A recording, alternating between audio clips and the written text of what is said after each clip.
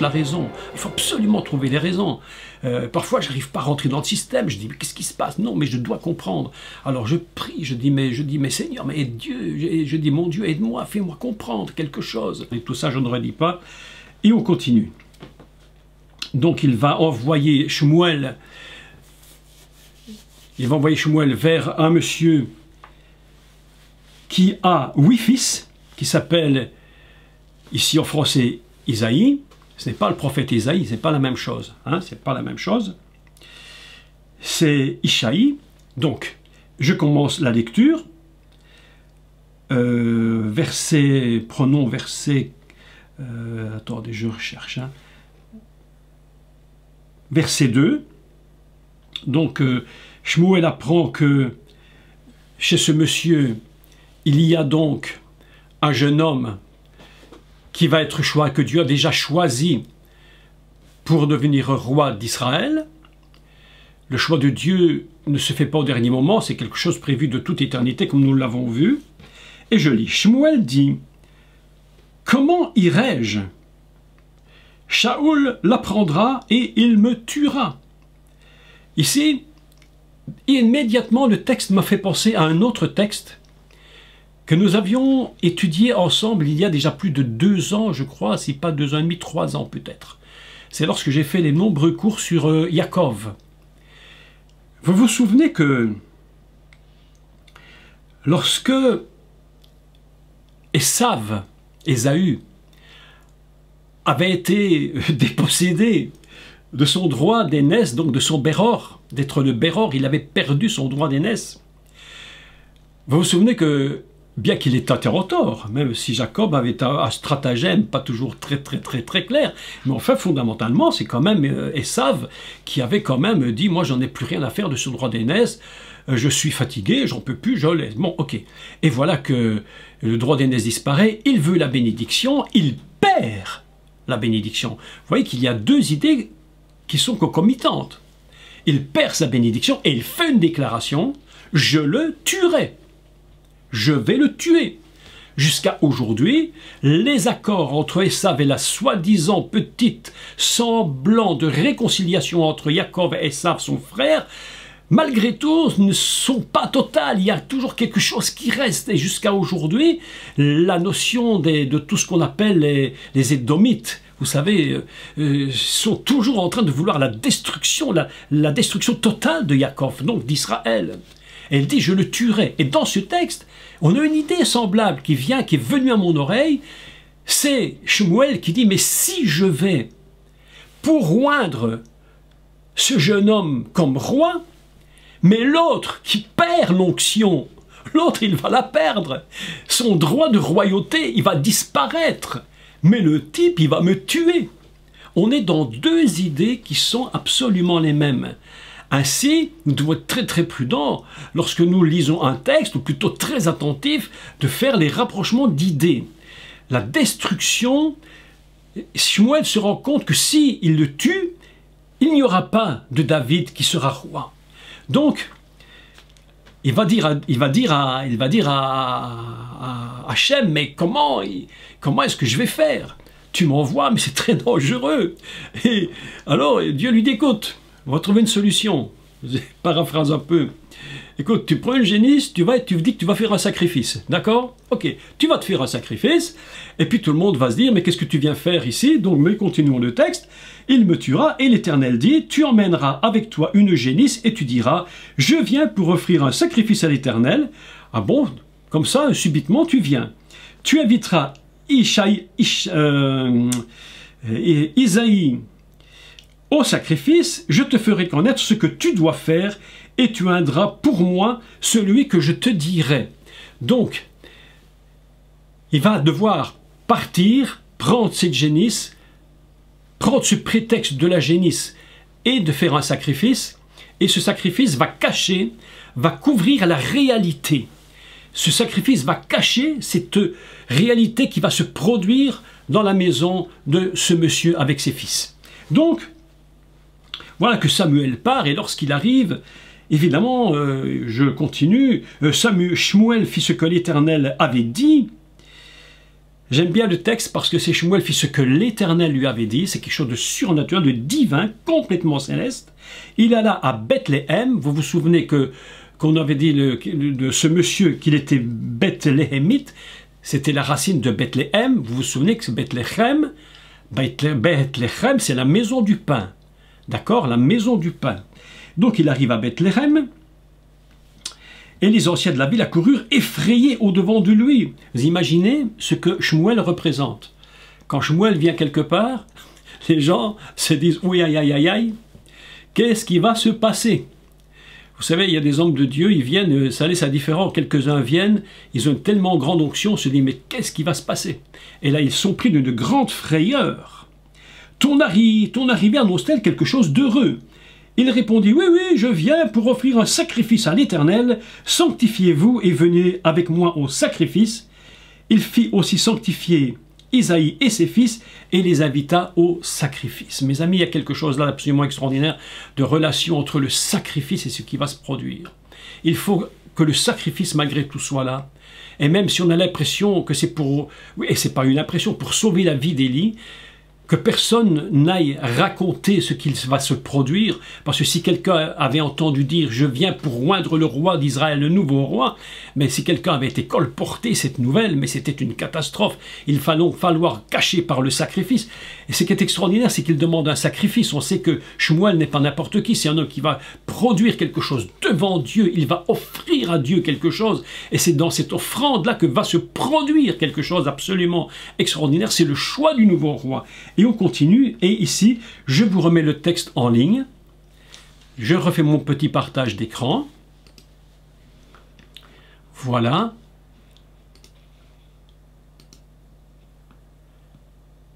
Et vous voyez ici, j'espère suffisamment grand, peut-être je peux encore agrandir un petit peu, oui un petit peu, comme ça vous verrez encore peut-être mieux. Ainsi, vous pouvez voir, j'ai écrit 3 noms.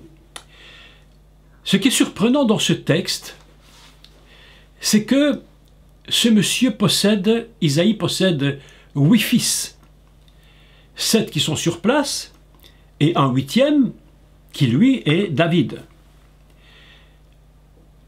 Et nous lisons le texte, verset 6, « Lorsqu'ils entrèrent, donc Isaïe et ses fils, il en manque un. On n'a pas daigné inviter David. Lui, on l'a laissé dans sa petite campagne là-bas, en train de paître le troupeau, le petit bétail. Lorsqu'ils entrèrent, il dit en voyant Eliav. Ici, je vous ai marqué Eliav, son nom. Eliav, Eli, nous avons, je vous montre ici, je vous fais un petit peu de nouveau du texte.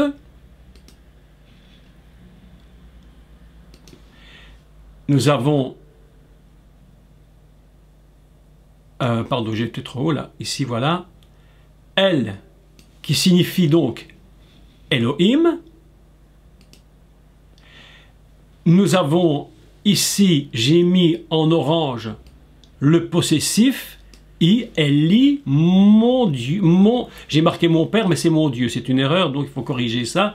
Ici, c'est petite erreur, il faut marquer Dieu et pas père.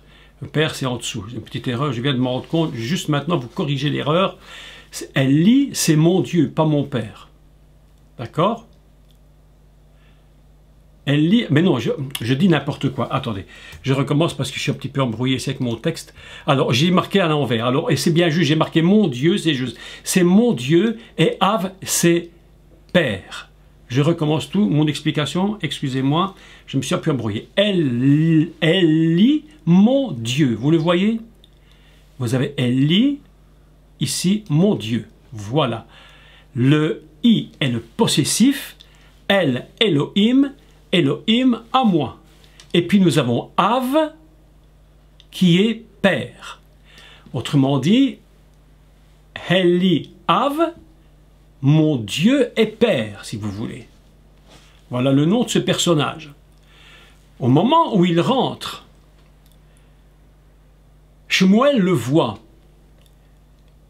Et il se dit, certainement, loin de l'Éternel est ici devant moi. Et l'Éternel dit à Shmuel, ne prends pas garde à son apparence et à la hauteur de sa taille. Ça devait être un type bien grand pour son époque. Car je l'ai rejeté. L'Éternel ne considère pas ce que l'homme considère. L'Éternel regarde à ce qui frappe les yeux, mais l'Éternel regarde au cœur. Ce qui veut dire que malgré qu'il porte un nom qui veut dire mon Dieu est Père, Dieu ne voit pas en lui ce qui est nécessaire à la royauté. D'accord? Nous continuons maintenant. Oh là, excusez-moi. J'ai fait une petite erreur. Je repars. Une petite seconde. Voilà, c'est reparti. Voilà. Il va donc se tourner vers le deuxième fils. Le deuxième fils s'appelle Avinadav. Avinadav. Avi, mon père. Av, père, comme Avraham. D'accord, mon père. I, forme possessive. Nadav est un mot hébreu qui a un sens de donner. Il y a beaucoup de sens, mais un particulier d'ailleurs qui dit donner volontairement. Quelqu'un qui a quelque chose qui est capable de donner volontairement. Mon père est quelque chose qui donne volontairement. Un peu compliqué à traduire en français, mais voilà un homme qui a une apparence également de pouvoir, selon peut-être la vision de Shmuel, devenir roi. Vous savez que même Shmuel, même lui, il s'est presque fait prendre au piège. Il a presque été pris au piège parce qu'il a regardé à la taille, à l'apparence, probablement au nom également. Et ainsi, Dieu lui dit non, fais attention. Mes amis, nous continuons le troisième nom. Le troisième nom, c'est Shama. Le troisième fils passe et il s'appelle Shama. Lui, c'est un homme, le nom est beaucoup plus surprenant parce que c'est un mot qui lui signifie désolation, anéantissement, dévastation, sujet d'étonnement, même destruction. Dieu dit non, ce n'est pas non plus lui. Ainsi, nous avons devant nous un texte intéressant qui nous montre trois types de personnages. Je me suis dit, mais pourquoi Dieu ne nous parle que de trois noms alors qu'il y a 7 fils? Les 4 autres, on n'en parle même pas. Il est dit qu'ils passèrent, mais on ne s'en intéresse même pas. Les 3 noms représentent, selon ce que je peux comprendre aujourd'hui, 3 types de personnages. 3 types de personnages qu'on peut rencontrer très fréquemment et qui seraient susceptibles de pouvoir prendre une position, de faire quelque chose de particulier pour l'œuvre de Dieu. Et c'est souvent par rapport à cela qu'on est trompé. On regarde par rapport à 3 catégories, 3 grandes catégories. La première, c'est un Elihav, l'autre Avinadab et l'autre Shama. 3 catégories de personnes très particulières. Et Dieu dit non, ce n'est pas en regardant à cela qu'on peut comprendre comment fonctionne le choix de Dieu. Le choix de Dieu fonctionne d'une façon très différente. Il dit ce n'est pas l'extérieur que je regarde, mais l'intérieur. Il y a quelque chose dans le cœur que je n'ai pas trouvé chez eux, même si l'apparence est juste. Mes amis, c'est une très grande leçon que nous devons apprendre. C'est une très grande leçon. Vous savez, ce n'est pas... On pourrait définir aujourd'hui, écoutez, je vais dire quelque chose d'un peu fort, mais on pourrait définir aujourd'hui ces 3 types de personnages en disant, il y en a un qui, lui, c'est un très grand spirituel. Un très grand spirituel. Quelqu'un qui a une apparence incroyable. Mais mes amis, ce n'est même pas parce que nous avons une vie spirituelle très intense que nous sommes choisis par Dieu pour un travail particulier. Le choix de Dieu, ce n'est même pas cela. Il se porte sur autre chose. On pourrait prendre la deuxième catégorie, celui qui donne volontairement. On pourrait parler d'une catégorie particulièrement. On pourrait dire, bon, ben écoutez, voilà, moi je suis un très grand enseignant, je communique facilement, j'ai quelque chose à donner, mon père m'a donné cette capacité d'enseigner, j'enseigne, j'ai droit, je mérite la place qu'on voudrait bien, qu'on aimerait qu'il soit rempli. Il y a un besoin. Moi, je peux le faire parce que je suis un grand spirituel. L'autre dira, moi, je suis probablement un très grand enseignant, je donne facilement. Et puis le troisième dira, écoutez, moi, je suis beaucoup plus humble. Moi, je suis quelqu'un de très humble. Vous savez, vous savez, il y a des chrétiens très humbles. Hein. Ils se cachent sous des manteaux de fausse humilité parfois. Et voilà, ils sont un peu comme Shammah. Vous savez, on a l'impression qu'ils sont des gens humbles, un peu simples, un peu comme s'ils étaient dévastés, un peu repris sur eux-mêmes. Non, c'est une apparence. Dieu dit, je n'ai pas besoin de cela. Ce n'est pas ces trois types de personnes qui font un choix. Mes amis, écoutez-moi, je vous dis une vérité. Le choix de Dieu ne dépend de rien que de lui-même. De rien d'autre que de lui-même. Puis il y a toute la catégorie qui suit, tous les quatre autres fils dont on ne parle même pas, parce que Dieu, on a l'impression que le texte nous dit, ce n'est même pas utile d'en parler, c'est un peu le commun de tout le monde, mais Dieu, dans son choix, il a vu quelque chose de particulier.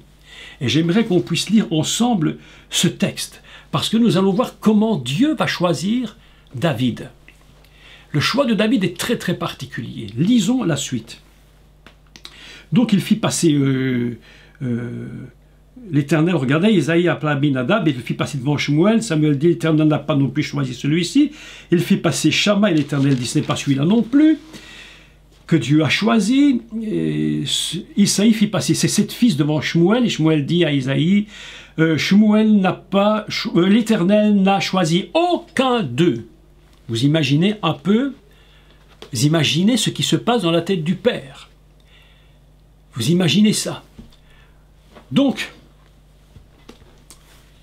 puis Shmuel dit à Isaïe, sont cela tous tes fils? Voilà la question.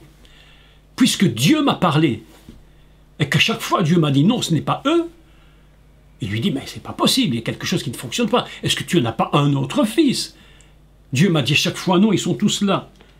Je ferai simplement remarquer quelque chose de surprenant, c'est que David est le 8e fils, et que 8 représente une notion d'éternité, quelque chose complètement au-delà de ce qui est ici-bas, au-delà de la création naturelle, si je puis dire. 7, c'est cette création ici que nous voyons, mais 8, c'est au-delà, ça touche l'éternité. Est-ce que tu n'en aurais pas par hasard un 8e? C'est ça que ça veut dire. Hein? Est-ce que tu n'aurais pas un 8e? Et il répondit, il reste encore le plus jeune, mais il fait paître les brebis, autrement dit, il n'a aucun grand intérêt. Il n'a aucun grand intérêt. Alors Shmuel dit à Isaïe, envoie le chercher, car nous ne placerons pas avant qu'il soit venu ici. Il l'envoya chercher. Or, il était, écoutez maintenant ici, il était blond, avec de beaux yeux et une belle figure, tant mieux pour lui, c'est déjà absolument formidable. Et une chose qui m'a surpris, mes amis, c'est que le nom de David n'a jamais été cité.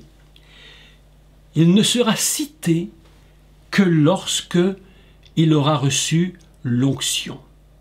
Jusque-là, le nom, c'est un inconnu. Les frères, on connaît les noms. Les 3 premiers, on connaît les noms. Et Dieu dit non, ce n'est pas ça, c'est pas eux. Et puis le 3e, on ne dit pas oui, le Père ne dit pas oui, j'ai David qui se trouve là. Non, il ne dit rien. Le nom, vous savez mes amis, souvent, les choix de Dieu, il ne dévoile pas les noms. C'est au moment de l'onction que le nom se dévoile. Écoutez-moi bien cela. Souvent les noms, Dieu cache les noms. Les grands personnages bibliques, souvent, les noms sont cachés. C'est très surprenant que le nom de David ne soit même pas cité parmi les 8. On ne le dit même pas. Et il dit, mais écoutez, allez le chercher, tant qu'il ne sera pas là, on ne pourra pas commencer. Donc ils vont le chercher et on nous dit une chose absolument extraordinaire sur David. On nous dit qu'il était blond, d'autres versions nous disent qu'il était roux, et d'autres versions nous disent qu'il avait un visage de teint vermeil. Il y a plusieurs traductions, j'ai regardé des traductions de toutes sortes de Bibles et de traductions hébraïques et autres. En réalité, si nous lisons bien le texte, nous allons voir un premier signe du choix de Dieu. Lorsque vous lisez « il était blond », en fait, eh bien, on va reprendre la notion Adam. Il est dit, pour dire qu'il était blond, on dit Admoni. Admoni, Aleph, Dalet, même, qui est la notion Adam. Ainsi, nous nous rendons compte que si il y a 7 frères qui sont d'une création, je dirais, ici-bas, il y a une notion en David qui est différente. Il est, ne fût-ce que par la définition de son personnage, il est Admoni, il est déjà dans une notion Adam. Aleph, Dalet, même, et puis évidemment, on va rajouter le Yud et le Nun pour former le Yud, pour terminer Admoni. Mais la première chose qu'on apprend de David, c'est qu'il est déjà dans une notion Adam. Ainsi, ça nous rejette dans la généalogie de Matthieu qu'il se trouve enfermé dans le commencement. Il est David, choisi de Dieu comme étant déjà inclus au commencement de l'univers,